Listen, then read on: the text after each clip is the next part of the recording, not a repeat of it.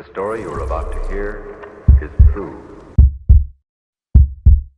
Adam and Sarah have been like family to my wife and I for several years, practically ever since we moved in across the street from them. The four of us were extremely tight. Our kids are the same age as theirs and are all good friends. We were one big family unit. We did dinner together a few times a week. We went on vacations together. I truly saw Adam as a brother, and my wife and Sarah were very close too. 5 months ago, I was completely blindsided by the discovery of an affair between my wife and Adam. My wife had left her email open on our computer, and I saw an email from her to her longtime therapist saying that Adam would be joining her at an upcoming session again. What the fuck? My mind started racing. Why in the world would Adam be going to her therapy sessions without my knowledge? I did a search and found some other emails from the therapist, proving that Adam had been going to sessions together with her for about 6 weeks. I checked our mobile phone account and discovered that since late summer, they had been exchanging hundreds of texts every day, peaking at nearly 500 a day by the holidays. Speaking of the holidays, my wife and I hosted both of our families, parents, siblings, etc., for both Thanksgiving and Christmas dinner, and Adam and Sarah joined us either for dinner or after dinner on both holidays. Text records showed that the entire time that they were at our house celebrating with our families, my wife and Adam were texting each other across the room. They were doing that pretty much every time the four of us hung out for months. But what bothers me the most is that they were doing it with Sarah and I right there. I confronted my wife with the evidence, and she admitted that yes, she and Adam had fallen in love. It just happened. I don't know how, but I love him and I just don't feel anything for you anymore. I'm sorry. They had gone on a school district trip together. Something had happened in her hotel room and things had moved quickly from there. She explained as I lay face down on the couch, unable to look at her, that they had already made plans to move out and divorce me and Sarah. And while they didn't plan to move in together immediately because of the kids, they'd probably do so eventually. The meetings with the therapist were supposedly mostly for the purpose of finding a way to break this to me and Sarah as gently as possible, because they were so very concerned for our well-being. Sarah and I are fairly certain that they weren't planning on telling us about the affair at all, and were simply going to discover their feelings for one another several months down the line, after they'd come up with some other reason to divorce the two of us. My wife moved out 2 months ago. I was and still am utterly destroyed. I cry every day. I cried writing the first few paragraphs of this story just now. I worry nonstop about the impact on our kids, but I am also not exactly a shrinking violet when I feel that I've been wronged. And in this case, I was objectively very wronged. So a couple of years ago, Adam ran for a Board of Education seat as a pretty extreme underdog. I helped him with his campaign materials and debate prep, and my wife, a well-known school district employee, which this becomes important later, got the word out as best she could. Much to our surprise, he actually won in a squeaker by just a few dozen votes. Being on the board became the center of Adam world. He joined every committee that he could. This turned into the foundation of his affair with my wife, as they were constantly going to school events and meetings together on evenings and weekends. Once I discovered the affair, my thoughts turned pretty quickly to revenge. And it occurred to me that an extramarital affair between a member of the Board of Education and an employee of the school district was at least bad politics and possibly violated district policy. Making things far worse for them was that my wife was in the running for an open administrative position, and everyone knew that she was more or less guaranteed the job and the major pay raise that came with it. She had just finished her master's degree in school administration, at the urging of her principal and the superintendent, so that she could be promoted to this specific position. I had plenty of evidence of the affair, texts from both of them admitting to it, text records showing that they were texting hundreds of times a day, emails too, and from the therapist, etc. I considered simply emailing all of the evidence to the board and the superintendent, but felt like I, as the grieving betrayed spouse, might not be seen as a credible source. So instead, I invented a fictitious, furious friend who was planning on showing up to the next board meeting and publicly shaming the two of them for their affair. I told my wife that I'd tried to talk this person down but couldn't guarantee that they wouldn't show up and humiliate them publicly. As I expected, this led Adam to conclude that the only option was for him to preemptively admit the affair to the board. The superintendent subsequently recommended that Adam resign, which he did. Sarah said that he was utterly humiliated and crushed, and barely got out of bed for a few days afterward. Once word of the affair and Adam's resignation started getting around, the superintendent, a longtime friend of both my wife and Adam, Contacted my wife and tearfully informed her that it was no longer politically appropriate for her to be promoted to an administrative position within the district. The position that had been lined up for her was later filled by an outside candidate. This sent waves of confusion and rumor throughout the district, as it was pretty well known that my wife was getting the job.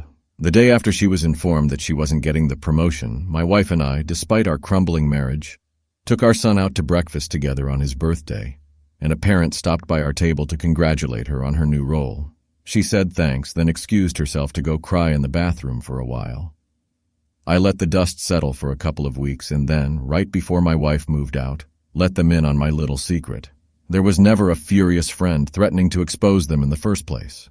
Just me. Word of all of this has gotten around our fairly small town, which Adam grew up in and my wife has worked in for nearly 20 years.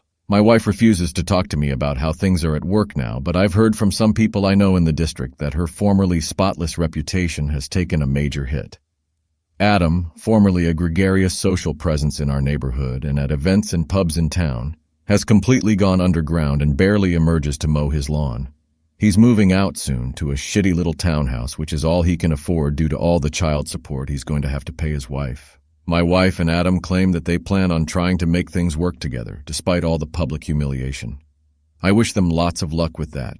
I'm sure it will be a lot of fun to show their faces together in town. My ex decided to start bringing Adam around our kids just a few months after she moved out, which was really hard for me to deal with. I'd never really dealt with serious depression before, but things got bad enough that my doctor more or less forced me to start on an antidepressant because I admitted to him that I was thinking about suicide pretty frequently. I think this is where I should mention trigger warning for the rest of this paragraph.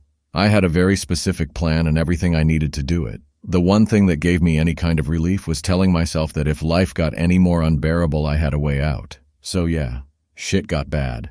But I'm still here and thankfully I don't think about that option anymore. I reluctantly decided to dip my toe into the online dating world, and after a number of short-term things that didn't pan out, I actually connected with someone, much to my surprise. We'll have been together for 2 years next month. She's absolutely amazing. We don't live together, and for the time being, we're both good with seeing each other a few times a week.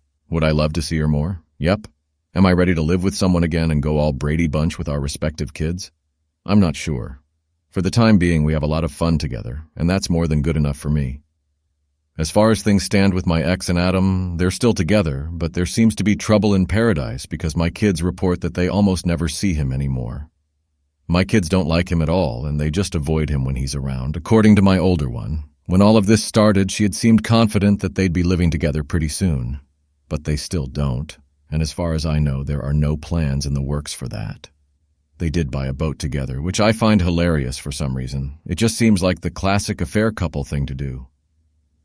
Sarah took a long time to accept that her marriage was truly over, but once she did, she really did an admirable job of moving on. She engrossed herself in home improvement projects. She remains the same incredible mom that she's always been, and she's been in a FWB-type relationship, which is all she wants right now, with a nice, funny guy for almost 2 years.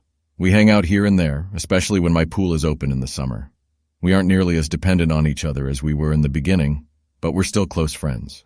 And no, still nothing more than that, which I'm glad about because the one thing the situation definitely never needed was more drama. My ex left the school district she was working for and took a job in a neighboring district. I have no idea what Adam is up to, nor do I care.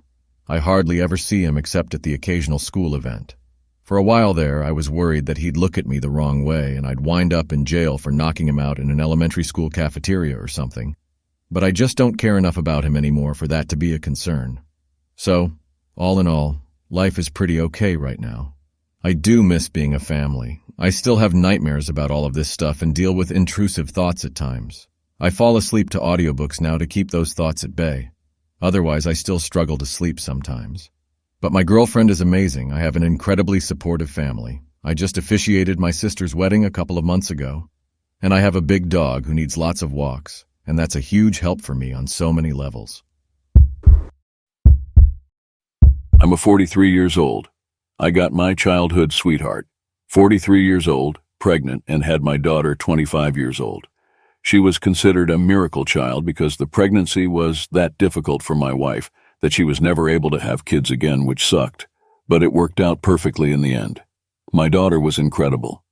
Now 2023 comes. My wife cheated on me with a friend of hers, which I discovered by signing into her Facebook. Invasion of privacy, I know, but curiosity struck. And I'm saying this out of pure hatred, but he was an ugly person. But he had one thing: money. I immediately called my daughter and persuaded her to come to our house as it was urgent, and she was quite nervous, which was quite strange. But now looking back, I'm assuming my wife found out I knew about the affair somehow, some way, and told her. She arrives at our house, and I confronted my wife, and she didn't deny anything. Heartless, in fact, and she scolded me for having no affection, lacking intimacy. And to be honest, she was right. But I was trying to achieve our goal: early retirement.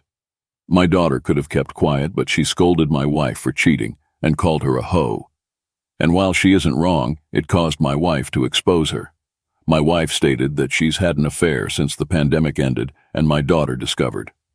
And my wife friend gave her lots of money to keep her quiet. She tried apologizing, but it wasn't enough. I was heartbroken. My daughter meant everything to me and my wife, and they destroyed me. So I just left the house, waited for nightfall, ignored every phone call from my daughter, and came back, packed up my clothes, and left. I expected my wife to be home, but she went out probably to be with him. Few days after, I wanted closure. I wanted to understand why my daughter also betrayed me. So I unblocked her contact, and I messaged her and asked to meet her at Starbucks just to talk. She tried calling me, but I refused to answer. I just wanted to meet her, potentially for the last time. Day later, we meet at Starbucks. She tried hugging me, but I refused, although I did want to initially. When we sat down, I went straight to business and asked why she protected her mom affair. She replied, "I don't know," but I stated to her, "You know why, but you refuse to admit it." And she finally cracked. She admitted that when her mom met that guy, she was struggling financially due to university, and when she discovered the affair, she was going to tell me, but the guy told her to keep her mouth shut in exchange for money. With the money that he gave, she was in a better situation financially and mentally. And at that point I got pissed. She treating him like some sort of saint, some sort of hero. So I broke down in Starbucks in the public, and I asked her why she didn't ask me for help, and she was speechless. I then asked why you didn't take the money, and still tell me, and she finally stated that she doesn't know. She asked me if we could ever have a relationship, and I said, not for a long time. I don't think I can ever trust you again. Before I left my house, I took a picture frame of me and my daughter when she was younger, as a reminder of the good days, and I gave it back to her, and she started breaking down. So that's that. From everything that has unfolded, a famous quote from an old favorite game of mine has came true in my life: nothing is true. Everything is permitted. Thank you for listening.